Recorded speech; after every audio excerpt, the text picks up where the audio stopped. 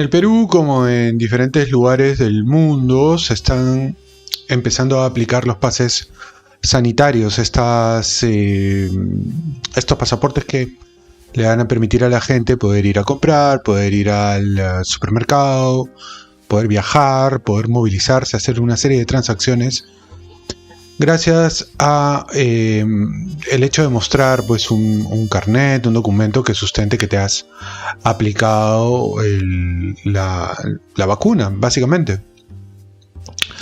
No hay mucha, digamos, mucha corriente de opinión en contraria en el caso peruano, como sí lo hay en otros países, como en Alemania, Austria, Australia, ¿no? En donde se ha empezado a desarrollar una serie de medidas que eviten que los no vacunados se puedan movilizar, como esta suerte de campos de concentración, básicamente, que hay, por ejemplo, en Australia, que hay también en Austria, que se piensan hacer también en Canadá. Ahora, esto no es algo que sea novedoso, es algo de lo que ya se estuvo hablando a inicios del año pasado. Curiosamente, o tal vez no tan curiosamente, las cosas se han dado más o menos como los conspiranoicos pensaban que se iban a dar.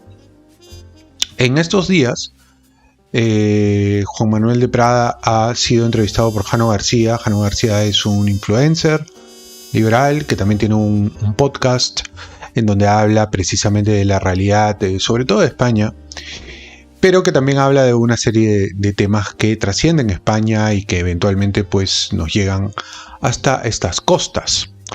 Y allí entrevistó a Juan Manuel de Prada. Juan Manuel de Prada es un escritor que constantemente citamos en este canal, comentamos sus artículos, como lo vamos a hacer ahora, porque ofrece una mirada de águila bastante más amplia, bastante más global, ya que hablamos del tema, y que no se fija, como decía yo en un video anterior, solamente en el, vamos a decir así, en el detalle o en la rama del árbol, sino en todo el bosque.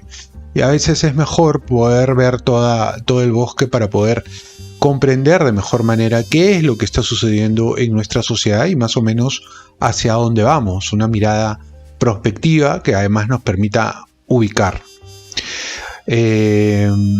Vamos a escuchar un pequeño extracto de la conversación larga que tuvo Juan Manuel de Prada con Jano García, en donde habla precisamente de la eficacia de las inoculaciones y de cómo él ve esta situación. Es bien breve porque la entrevista es larga. No, obviamente no voy a poner toda la entrevista, solamente esto, porque de ahí pasamos a su artículo y lo comentamos un poco. Enfermedad, qué peligro tiene el no vacunado. Esto es una cosa grotesca. Yo lo decía en mi artículo el otro día. Esto es como si la gente que tiene un paraguas con las varillas rotas y se pone a llover le echa la culpa de que esté lloviendo a los señores que salen a la calle sin paraguas. Esto es una cosa demente. Pero oye, si tú tienes tu paraguas, majadero, tú tienes tu paraguas, tú sabrás si tu paraguas tiene la lona rota o tiene las varillas torcidas y no te protege de la lluvia. Tú sabrás. Piensa por qué no te protege de la lluvia. Pero ¿qué afecta que este señor vaya sin paraguas? Oye, él se está mojando, él sabrá. A lo mejor es que él piensa que no pasa nada, que su cuerpo es suficientemente resistente como para aguantar esa lluvia. Pero ¿en qué te perjudica a ti él si tú llevas paraguas? ¿O es que no llevas paraguas? Y en vez de revolverte contra quienes te han dado un paraguas roto, te estás revolviendo contra el que sale a la calle sin paraguas. ¿Qué tipo de miserable eres? ¿En qué te han convertido? ¿En qué ser gregario y genuflexo te han convertido para que en vez de volcar tu indignación y pedirle cuentas a quien te ha engañado, estás tratando de demonizar y de estigmatizar al tío que sale sin paraguas a la calle? Claro, esto es un poco la entrevista, como yo les comentaba. La lógica es simple.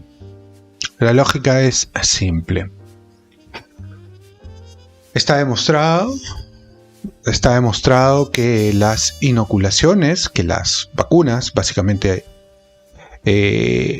no evitan que alguien pueda contraer la enfermedad, uno puede contraer la enfermedad. Por otro lado, tampoco evitan que puedas contagiar, transmitir la enfermedad. Y no evita al 100% que eventualmente puedas enfermar de gravedad, tal forma que tengas que ir a una cama UCI, ¿verdad? De hecho, un estudio en The Lancet, esta revista científica, comentaba que para casos muy graves, la carga viral que uno adquiere, incluso con las vacunas, es básicamente la misma que aquellas personas que no tienen las inoculaciones, que no se han inyectado nada. Entonces, cabe la pregunta, ¿cuál es la diferencia entre que te contagie un vacunado o un no vacunado? La última, vamos a decir así, lo último que se ha comentado ahora, que se lo he visto a una periodista peruana, bueno, no es una periodista, es una influencer en todo caso, es el hecho de que las mutaciones se pueden producir entre los no vacunados, ¿no? Su fuente, ninguna, porque no la citó, simplemente lo comentó, sacó un tweet. Y sin embargo, hay mucha gente que cree eso. Pero claro, nadie o muy pocos se atreven a ir al vínculo de Lancet y leerse el PDF o todo el artículo para ver claramente qué es lo que te quiere comunicar y cuál es la realidad de las vacunas. Ahora, también es cierto que eventualmente este tipo de programas sanitarios, como ahora te lo quieren vender, es que reducen la carga hospitalaria.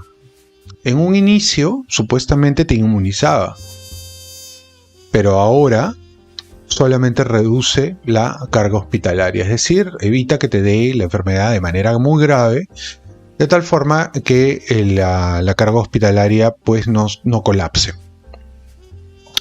Por otro lado, también es cierto que ahora con la nueva cepa, Omicron, se dice que va a ser necesaria una tercera e incluso una cuarta dosis. Y ya poco a poco están moviendo la ventana de Overton, es decir, poco a poco están empezando a vender la idea de que probablemente vayan a ser necesarias más dosis, además de una tercera o de una cuarta. La pregunta es la siguiente. Un virus lo que hace es mutar. Cuando encuentra obstáculos, para poder saltar esos obstáculos, lo que va a hacer es mutar para poder sobrevivir.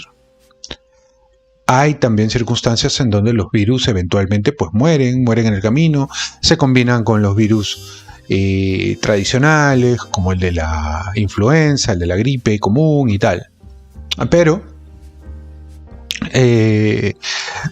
es también probable que este virus empiece a mutar y a hacerse más grave. Está dentro de las posibilidades. ¿Cuál es la pregunta entonces? La pregunta que subyace es: ¿vamos a tener que estar en este plan todo el tiempo? ¿Y a quiénes se les va a considerar no vacunados? No solamente a aquellas personas que no han recibido la inoculación, sino aquellas personas que ya en las que ya ha pasado un periodo específico de tiempo desde su última vacunación. Entonces esa persona se va a considerar no vacunada. En tanto eres no vacunado, no vas a tener los mismos accesos a diferentes transacciones, ¿verdad? Entonces, creo que aquí, más que un tema sanitario, hay un tema de ingeniería social que se está empezando a desarrollar, y además hay una suerte de apartheid con aquellas personas que no se someten a este tipo de planteamientos sanitarios. Vamos a leer ahora otro artículo también de Juan Manuel de Prada en relación precisamente de este tema. El artículo ha sido publicado en estos días en ABC, ¿no? Y se llama Licencia para contagiar. Y habla específicamente de este tema. Dice, ¿no? La utilización del pánico como método de control del cerebro reptiliano está propiciando un aparatoso derrumbe de la racionalidad. Y creo que eso lo estamos viendo. Y es inevitable que así ocurra, pues los pueblos que carecen de un horizonte sobrenatural que sirva de desaguadero a sus miedos acaban atrapados en una cárcel de pánico incontrolable que, a la vez que actúa como el más poderoso disolvente de los vínculos comunitarios, arruina por completo el pensamiento lógico y abona las más estrafalarias supersticiones. El cerebro reptiliano tragacionista ha dado en la locura de creer que, puesto que las terapias génicas experimentales no inmunizan, debe exigirse la inoculación de quienes se han resistido a la inoculación, en la creencia mágica de que, cuando toda la población esté inoculada, las terapias génicas experimentales al fin inmunizarán, como por arte de Birbiriloque. Y se trata de una ideación delirante, de tipo paranoide, que sin embargo se ha logrado incrustar en el cerebro reptiliano de la población tragacionista, asusada por politicastros inescrupulosos y por las cacatúas y loritos que acaparan los medios de cretinización de masas. Incluso el Tribunal Supremo ha evacuado una sentencia por completo desquiciada, autorizando el llamado pasaporte COVID, en la que se leen diversas paparruchas tragacionistas sin pies ni cabeza. La sentencia de Marras autoriza a la imposición de este pasaporte, que desde luego vulnera gravemente